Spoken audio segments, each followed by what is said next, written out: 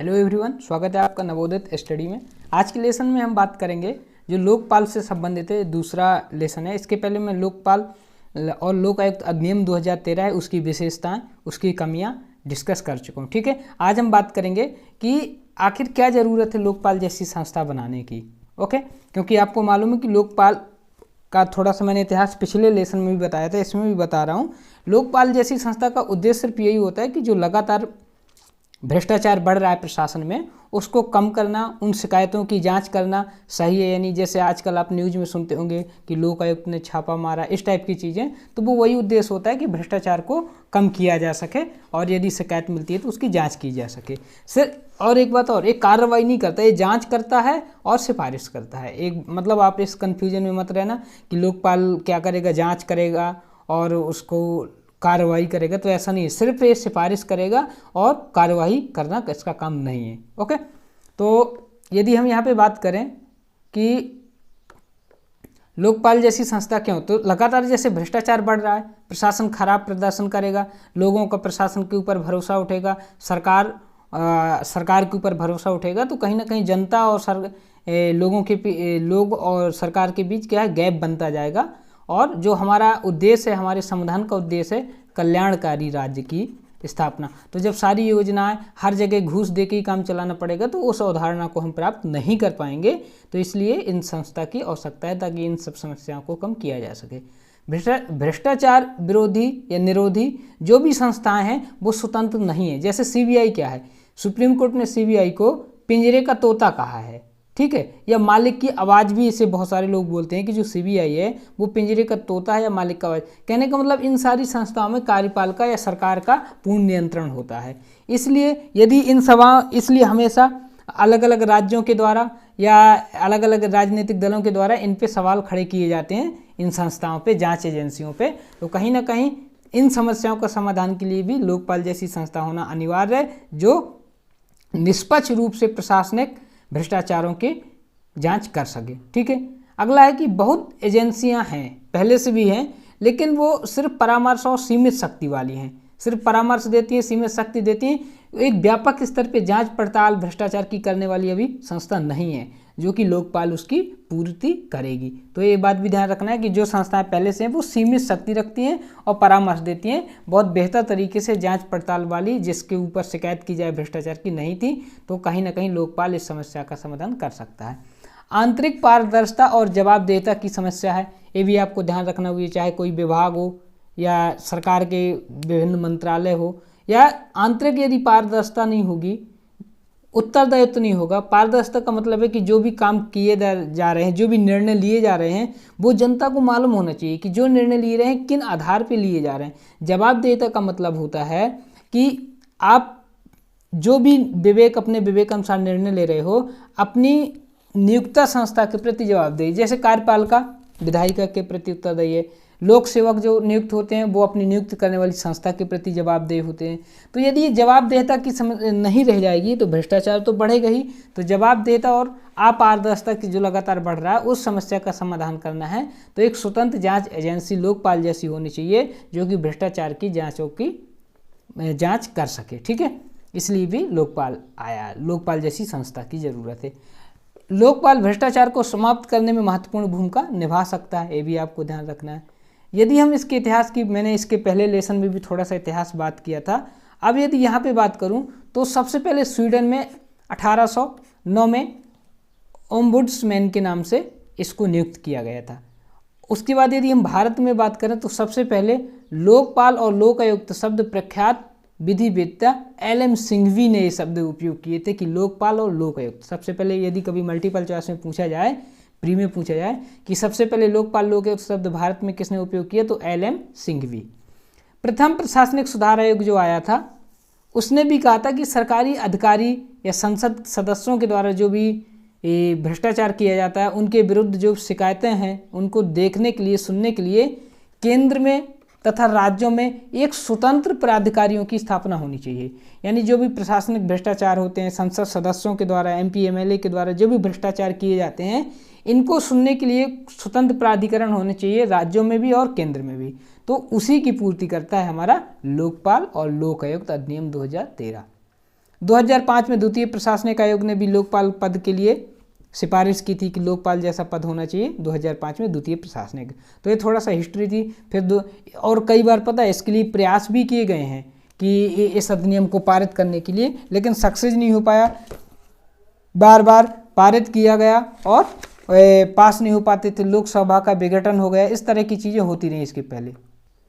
अब हम बात करेंगे कि लोकपाल का गठन कैसे होता है। तो लोकपाल की यदि हम नियुक्ति की बात करें तो राष्ट्रपति द्वारा चयन समिति की सलाह पर किया जाता है। पिछले लेसन में भी मैंने बताया था कि चयन समिति क्या होती है, ठीक है। एक चयन समिति बनाई जाती है, जैसे मैं यहाँ पे दिखाई दे रहा हूँ आपको, एक चयन समिति होती है, ठीक है। इसको आप ध्यान से देखिए, इस चयन समिति कौन कौन होता है। एक चयन समिति जिसमें प्रधानमंत्री, लोकसभा अध्यक्ष, लोकसभा में विपक्ष का नेता, यदि कोई भी विपक्ष का नेता नहीं है, क्योंकि किसी भी दल को इतना बहुमत नहीं मिला कि वो विपक्ष का पार्टी बन सके, तो जो भी सर्वाधिक विपक्ष में जो सर्वाधिक सीटें पाया होगा उसको हम विपक्ष का नेता मान लेंगे। साथ ही सीजीआई या सीजीआई यदि नहीं हो पा रहा है तो उनके द्वारा, तो ध्यान रखना है कि यदि सीजीआई नहीं है तो जिस भी सुप्रीम कोर्ट के न्यायाधीश को सीजीआई अनुशंसा करेगा वो, और एक कोई इन जो 4 सदस्य, 1 2 3 4 सदस्य हो गए, ये चारों के द्वारा एक ऐसा व्यक्ति जो प्रतिष्ठित व्यक्ति होगा न्याय के क्षेत्र में, या सिर्फ इतना बोल देंगे कि ये प्रतिष्ठित व्यक्ति है, उसको सिफारिश के लिए कर देंगे, राष्ट्रपति उसको नियुक्त कर देगा। तो चयन समिति में टोटल संख्या यदि कभी आपसे पूछी जाए तो 5 होते हैं। पीएम, लोकसभा अध्यक्ष, लोकसभा में विपक्ष का नेता, सीजीआई और एक प्रतिष्ठित व्यक्ति। तो इस चयन समिति के द्वारा क्या होगा, सिफारिश की जाएगी राष्ट्रपति को। लेकिन ये जो चयन समिति है इसको भी एक समिति है जो सिफारिश करती है, सर्च समिति जो कहलाती है। कहने का मतलब एक सर्च समिति बनाई जाती है, उसका काम ये होता है कि एक लंबी लिस्ट तैयार करेगा कि इन लोगों को हम नियुक्त कर सकते हैं, और जो चयन समिति है इसके सामने रखेगी वो लिस्ट। तो यदि चयन समिति को वो लिस्ट उचित लगेगी तो उस लिस्ट में से कुछ लोगों को सिलेक्ट कर लेगी और फिर राष्ट्रपति को सिफारिश करेगी, तो राष्ट्रपति इनकी नियुक्त करेगा। ये पूरी प्रोसेस है लोकपाल को नियुक्त करने का, ठीक है। यदि हम लोकपाल की नियुक्ति की बात करें तो एक अध्यक्ष होता है, 8 सदस्य होते हैं, और जो अध्यक्ष होता है उसकी कंडीशन ये है कि वो तो या तो पूर्व सीजीआई हो यानी चीफ जस्टिस ऑफ इंडिया रहा हो, पहले सुप्रीम कोर्ट का जज रहा हो, या फिर सुप्रीम कोर्ट का मतलब या तो चीफ जस्टिस रहा हो, या चीफ ना रहा हो तो सिर्फ जज रहा हो, ठीक है। कोई भी महत्वपूर्ण व्यक्ति या फिर और भी कोई महत्वपूर्ण व्यक्ति हो सकता है, इसकी एलिजिबिलिटी है। लेकिन यदि 8 सदस्य, अधिकतम 8 सदस्य हो सकते हैं, इससे कम जरूर हो सकते हैं लेकिन ज़्यादा नहीं हो सकते।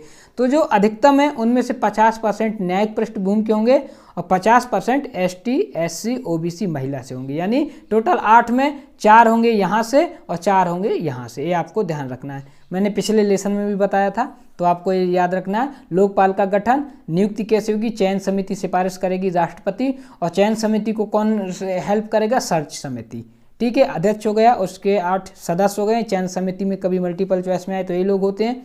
अब एक चीज़ और, चयन समिति में टोटल 5 लोग हैं। यदि किसी कारणवश से कोई एक सदस्य नहीं है इनमें से, तब भी नियुक्ति क्या अवैध नहीं मानी जाएगी। यानी इन 5 में से यदि कोई उपलब्ध नहीं है और किसी सदस्य की नियुक्ति हो गई तो इसको हम अवैध नहीं बोलेंगे। मैंने नोट पे बता दिया है, आपको इसको रीड करना है, ओके।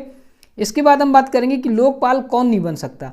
ऊपर एलिजिबिलिटी तो देख ली, अब यदि ऐसा कौन है जो लोकपाल के लिए योग्य नहीं है, तो कोई भी संसद सदस्य या विधानमंडल के सदस्य यानी MP और MLA, यानी जिनको आप संसद और विधायक बोलते हैं, वो इसके सदस्य नहीं बन सकते। कोई भी ऐसा व्यक्ति जिसे कभी भ्रष्टाचार में दोषी ठहराया गया हो, ऐसा व्यक्ति लोकपाल में शामिल नहीं हो सकता। जिसकी उम्र 45 साल से कम हो उसको भी शामिल नहीं किया जा सकता।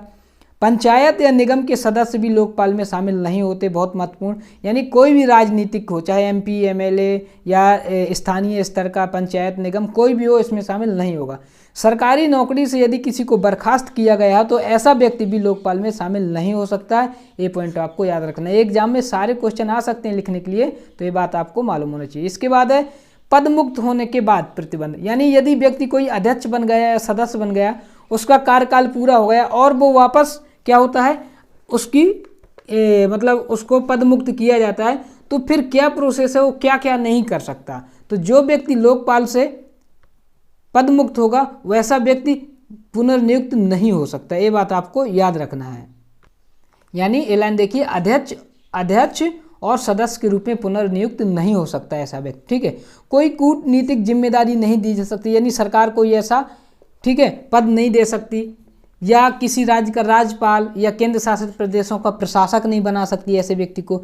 ऐसा व्यक्ति ऐसी किसी नियुक्ति को नहीं ले सकता जिसके लिए राष्ट्रपति के हस्ताक्षर की जरूरत हो। इस बात को आप ध्यान रखिए, मतलब ऐसा कोई पद इसको नहीं दिया जा सकता जिस पद के लिए राष्ट्रपति के हस्ताक्षर करना जरूरी होता हो। अब आप समझ रहे होंगे कि केंद्र सरकार कोई भी जिम्मेदारी इस व्यक्ति को नहीं दे सकती जो लोकपाल के अध्यक्ष या सदस्य के पद से क्या हुआ है, रिटायर हुआ है या उसको पदमुक्त किया गया है, जैसा भी हो। इसके बाद यदि हम बात करें तो 5 वर्ष तक कोई भी चुनाव नहीं लड़ सकता, चाहे राष्ट्रपति का चुनाव हो, उपराष्ट्रपति का हो, एमपी चुनाव हो, एमएलए का चुनाव हो, निगम का चुनाव हो, पंचायत का चुनाव हो।